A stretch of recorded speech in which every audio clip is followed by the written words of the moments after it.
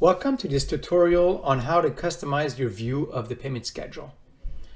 We're not talking about adapting the mathematical and financial data, but rather what the user sees as columns.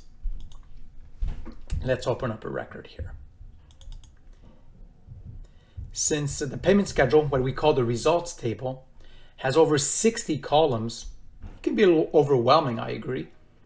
The goal is to see the important data on the left, the less important columns to the right, and to hide anything you just don't need. Notice you have an asterisk on certain columns. This means you can change the data in there.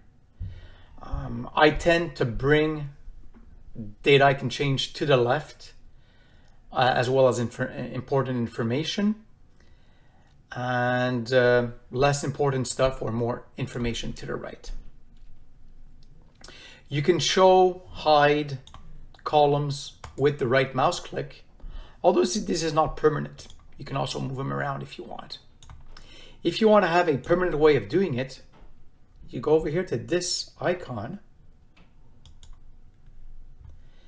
On the left, this is the right actually, on the right, these are the columns you actually see. These are the displayed columns, and on the left are the hidden columns. You can use these arrows, the arrows in the center, to get rid of stuff you don't need. I don't want to have this. I get rid of it. I get rid of it. I get rid of it. I can also put them back if I want with the other arrow. You can move your columns up and down. If I want to see the paid interest a bit further up, I can bring it up or bring it down or bring it all the way up. I usually tend to freeze the first few columns, the line status, payment date, the payment. So I use a little here, the little lock. So these columns will be locked as I scroll across. Once you're happy with this, you can save as default.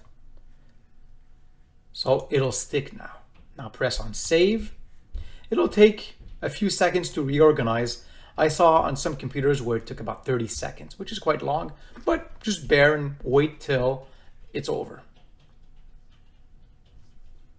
So it says not responding, but then it's all done. So there we are. It's now set up as I want it to be. This is set by user. So unfortunately, you can't replicate a standard view for all you users. Each must adapt to his or her needs. If you're the Margill admin, you can always cheat. You log in as each user, set up these columns as you wish, and when they log back in, you'll be okay. The small t and the big T here allow you to make these bigger. This is a little overwhelming, it's a bit too big. With the right mouse click also, you can select a few lines or a line and choose a color. Choose color.